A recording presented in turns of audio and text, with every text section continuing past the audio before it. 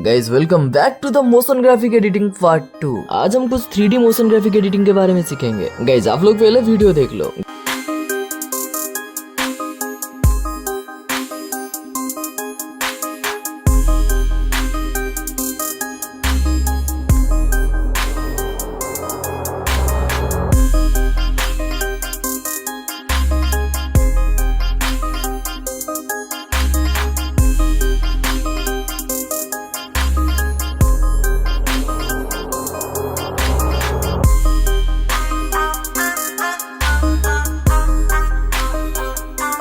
Guys इसे बनाने के लिए मैंने कुछ मटेरियल्स लिए हैं। चलिए स्टार्ट करते हैं। हम सबसे पहले प्लस आइकन के ऊपर क्लिक करके एक प्रोजेक्ट क्रिएट कर लेंगे। अब एक रेक्टेंगल को यहाँ पर ऐड करेंगे। देन 3 डॉट के ऊपर क्लिक करके फिल टू कंप्रेस एरिया के ऊपर क्लिक करेंगे। Then colour and fill option में जाकर कलर को मैं वीडियो के हिसाब से नरिश ब्लैक सिलेक्ट कर लेता हूँ। उसके बाद रेक्टेंगल के ऊपर क्लिक करके इसे मैं थोड़ा बड़ा कर देता हूँ। देन प्लस आइकन के ऊपर क्लिक करके वेक्टर ड्राइंग पर जाएंगे और यहाँ पर एक प्यारा सा स्ट्रेट लाइन ड्रॉ करेंगे। और कलर एंड फिल में जाकर इसकी कलर को हम रिमूव करेंगे एंड बॉर्डर एंड शैडो में जाकर इसमें स्ट्रोक ऐड करेंगे। स्ट्रोक को मैंने 1 रखा है। अब इफेक्ट सेक्शन में जाकर हम एक इफेक्ट देंगे जिसका नाम है लीनियर इफेक्ट।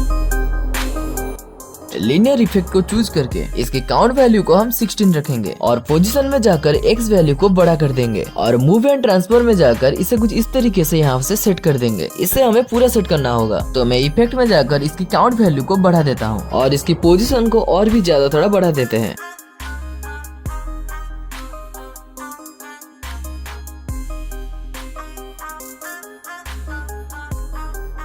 अब इस शेप वाले लेयर को हम डुप्लीकेट करेंगे और इसको 90 डिग्रीज में रोटेट करेंगे।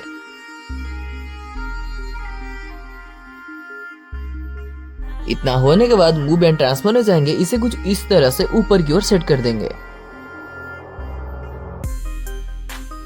अब फिर से हम यहाँ पर इफेक्ट में आएंगे और इसकी वाई वैल्यू को इंक्रीज कर देंगे और इसके काउंट को भी थोड़ा बढ़ा देंगे। काउंट को बढ़ाने के बाद इसकी एक्स वैल्यू को अब हम 0 कर देंगे। अब हमारा ग्रेड बनकर अब तैयार हो चुका है। अब प्लस आइकन के ऊपर क्लिक करके एक सर्कल ऐड करेंगे और सेट करेंगे वही कलर जो बैकग्राउंड में है, नरिश ब्लैक। इतना होने के बाद अब हम इसमें इफेक्ट देंगे। इसमें हम ब्लर इफेक्ट देंगे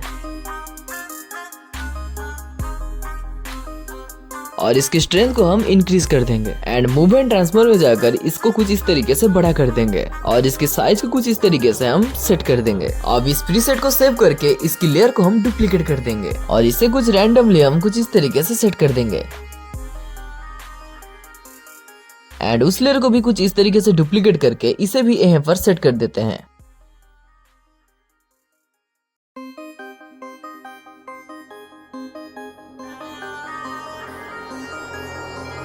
ये सब अपने मुताबिक सेट करने के बाद आपका बैकग्राउंड अब रेडी है और इसे हम एक्सपोर्ट करेंगे current as PNG as option में। अब हम एक नया प्रोजेक्ट तैयार करेंगे और इस बैकग्राउंड को वहां पर सेट करेंगे। मैंने बैकग्राउंड को सेट कर दिया है कुछ इस तरीके से। अब हम मूव एंड ट्रांसफर में जाकर जेड वैल्यू को 4000 में इंक्रीज कर देंगे।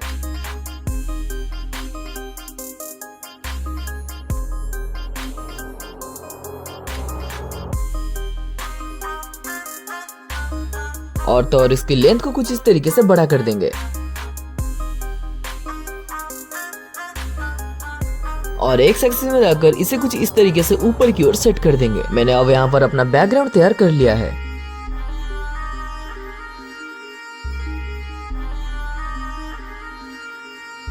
और इसकी बैकग्राउंड को हम ब्लैक सिलेक्ट करके बैकग्राउंड की ओपेसिटी को इंक्रीज कर देंगे जिससे ये ज्यादा डार्क दिखने लगे।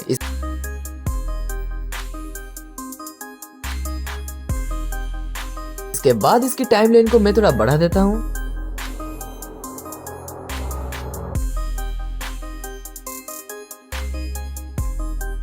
नाउ स्टार्टिंग में आकर प्लस आइकन के ऊपर क्लिक करके एक क्यूब ऐड कर लेते हैं और स्क्वायर कलर को हम कुछ इस तरीके से चेंज कर देंगे।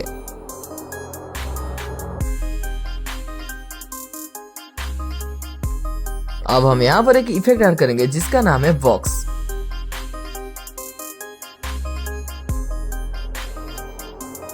इफेक्ट ऐड करके अब हम आएंगे पोजीशन में और इसकी जेड वैल्यू को हम 1000 में सेट करेंगे।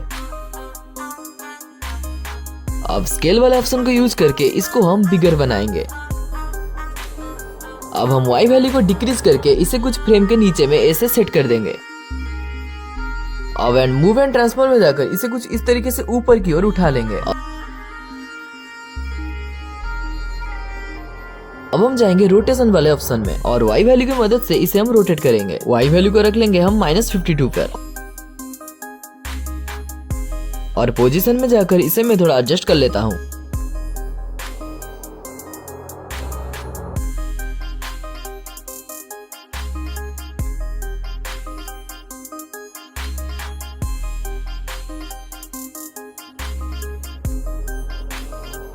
एडजस्ट करने के बाद हम नीचे आएंगे लाइट सोर्स में और इसके साइन को हम घटा लेंगे।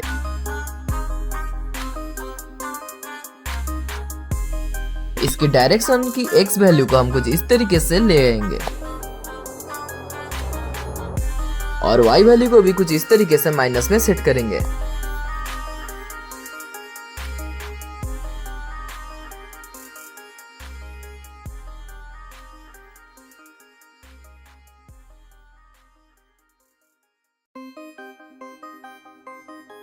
अब इसकी स्मूथिंग में जाकर इसको 3.2 के आसपास रख लेंगे।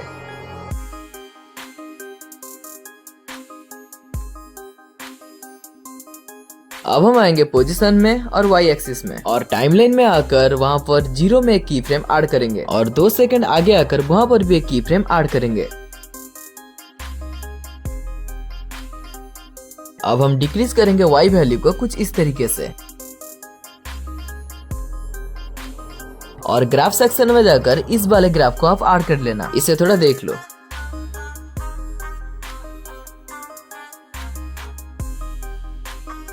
इतना होने के बाद अब हम इस लेयर को डुप्लीकेट करेंगे और इसे कुछ इस तरीके से यहाँ पर लाकर सेट कर देंगे और इस कॉपी वाले लेयर को हम कुछ टाइमलाइन से थोड़ा आगे करके रखेंगे और ये वीडियो कुछ ऐसा दिखेगा। और फिर से हम इस लेयर को डुप्लीकेट करेंगे और इसे कुछ इस तरीके से यहाँ पर लाकर सेट कर देंगे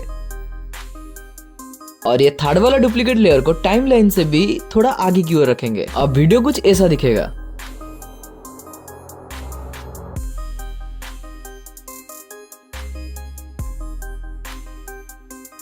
अब हम इसमें थोड़ा शैडो ऐड कर लेंगे। वेक्टर ड्राइंग टूल पर जाकर कुछ इस तरीके का एक मार्क वहाँ पर लगा लेना जैसे मैंने अभी लगाया है और एक मार्क वहाँ लगा लेना और इसकी लेन को कुछ इस तरीके से हम कर्व करेंगे जैसे कि लगे ये शैडो एनेबल हुआ है।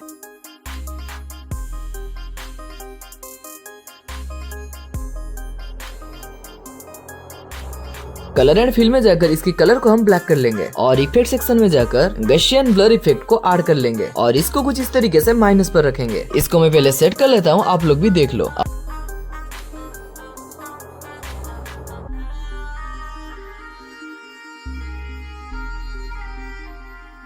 अब हम इस लेयर को मिडिल क्यूब के नीचे रखेंगे। वीडियो को भी थोड़ा देख लो, ये कुछ इस तरीके से दिखेगा।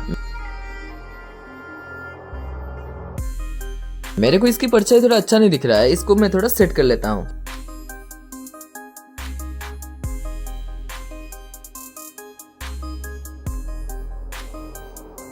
इसकी टाइमलाइन को हम आगे की ओर लेकर सेट कर लेते हैं।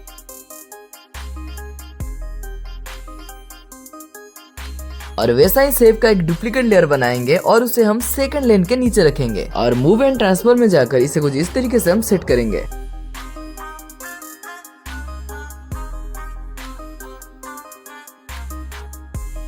और फिर से हम इसकी डुप्लीकेट लेयर बनाकर फर्स्ट वाले लेन के ऊपर रखेंगे और उसको भी कुछ इस तरीके से सेट कर लेंगे।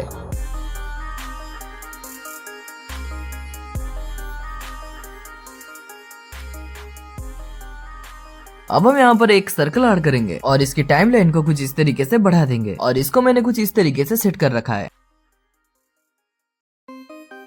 एंड मूव एंड ट्रांसफर में जाकर इसकी लेंथ को कुछ इस तरीके से सेट कर लेंगे। इसकी कलर को ब्लैक करके अब हम जाएंगे इफेक्ट के ऊपर। गसियन ब्लर इफेक्ट को ऐड करके इसकी स्ट्रेंथ को कुछ इस तरीके से बढ़ा देंगे और इस सर्कल वाली लेन को हम कुछ इस तरीके से नीचे की ओर ले आएंगे।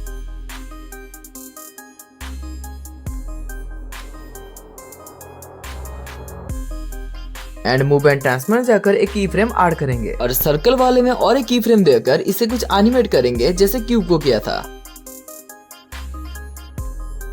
और इसके ग्राफ को कुछ इस तरीके से हम चूज करेंगे। अब हम इसके शैडो को भी देख पा रहे हैं जब ये ऊपर उठ रहा है, ये बहुत ही प्यारा दिख रहा है।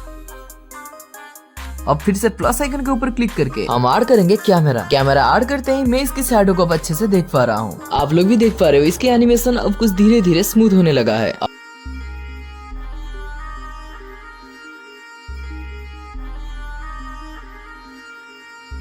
अब हम डुप्लीकेट करेंगे इसके शैडो सर्कल लेयर को और इसको प्लेस करेंगे अदर क्यूब के ऊपर। अब एडजस्ट करेंगे इसकी पोजीशन जैसे हमने की फ्रेम दिया है।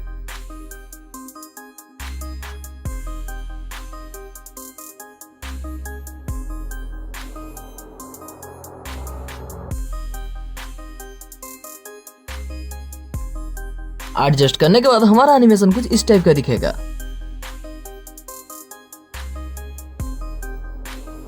अब प्लस आइकन के ऊपर क्लिक करके अपना ऑब्जेक्ट को ऐड करेंगे। अब इफेक्ट सेक्शन में जाकर ब्राइटनेस एंड कॉन्ट्रास्ट इफेक्ट को चुनेंगे और उसकी ब्राइटनेस को कुछ इस तरीके से बढ़ा देंगे और अपना टाइमलाइन को भी एडजस्ट कर लेंगे। मूव एंड ट्रांसफर में जाकर इसकी साइज को कुछ इस तरीके से छोटा करके इसे कुछ इस तरीके से सेट कर देते हैं।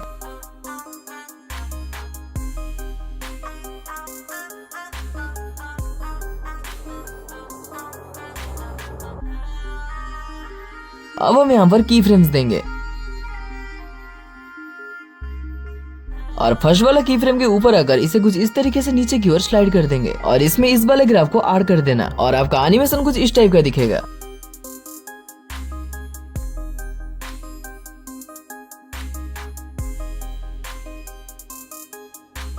अब इस ऑब्जेक्ट को हम डुप्लीकेट करेंगे और इसको कुछ इस टाइमलाइन के आगे लेकर इसे दूसरे वाले पिलर के ऊपर रख देंगे।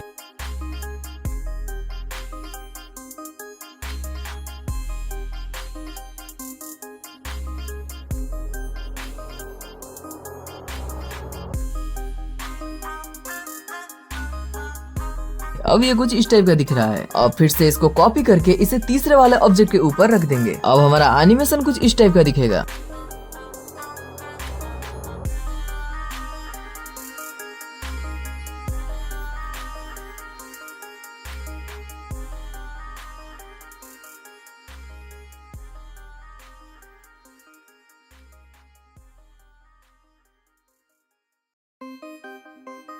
कलर एंड फील वाला ऑप्शन में जाकर इसके पीएनजी को रिप्लेस कर देंगे।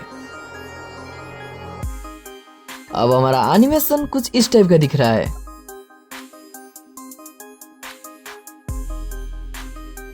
अब हम जाएंगे कैमरे के ऊपर और वहां पर एक की फ्रेम ऐड करेंगे। 4 से 5 सेकंड आगे आकर और एक की फ्रेम ऐड कर देना और इसे कुछ इस तरीके से ऊपर की ओर स्लाइड कर देना।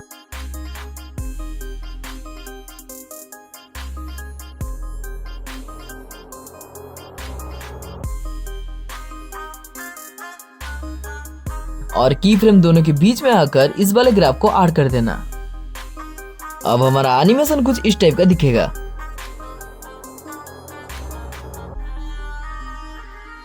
अब हम प्लस आइकन के ऊपर क्लिक करके यहाँ पर एक नल ऐड करेंगे एंड सबको एक एक करके नल के साथ कनेक्ट कर देना, जैसे कि वो चार्ट जीपीटी वाला ऑब्जेक्ट और शैडो को बस।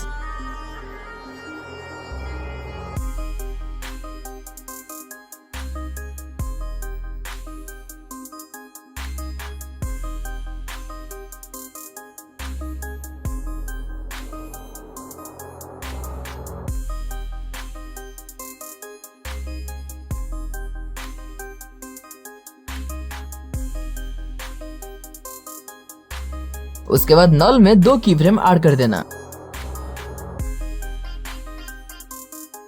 और इसे कुछ ऊपर की ओर ऐसे ही स्लाइड करना।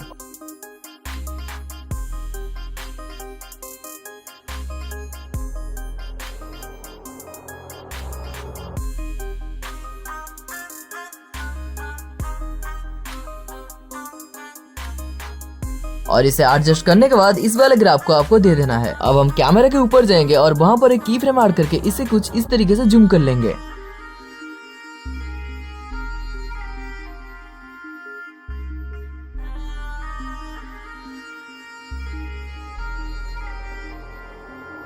अब आपका सीन कुछ इस तरीके से दिखने लगेगा।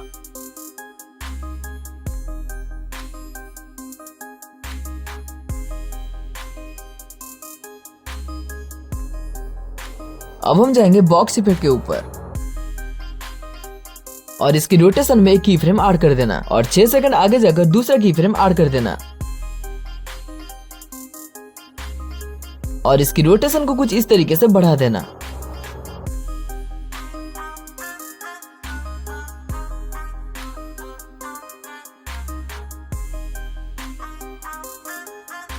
इन दोनों के बीच में आकर कुछ इस टाइप का ग्राफ दे देना। अब आर्ट टेक्स्ट के ऊपर जाकर यहाँ पर हम ऐड करेंगे टेक्स्ट। मैंने यहाँ पर लिख लिया है चैट जीपीटी। कोई भी एक फॉन्ट सिलेक्ट करके इसकी कलर को आप चेंज कर दो।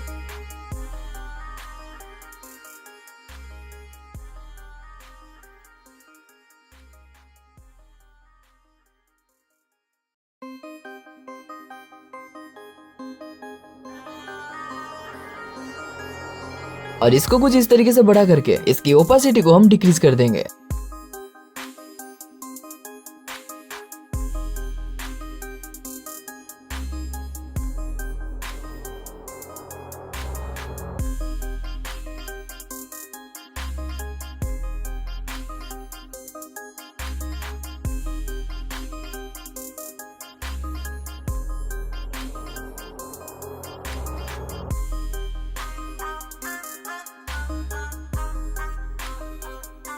और इफेक्ट में जाकर टेक्स्ट स्पेसिंग नाम का इफेक्ट दे देंगे और इसको कुछ इस तरीके से सेट भी कर देना। अब इस टेक्स्ट लेयर को थोड़ा आगे की ओर रख देना टाइमलाइन के हिसाब से। अब बूम, आपका एनिमेशन बिल्कुल रेडी है।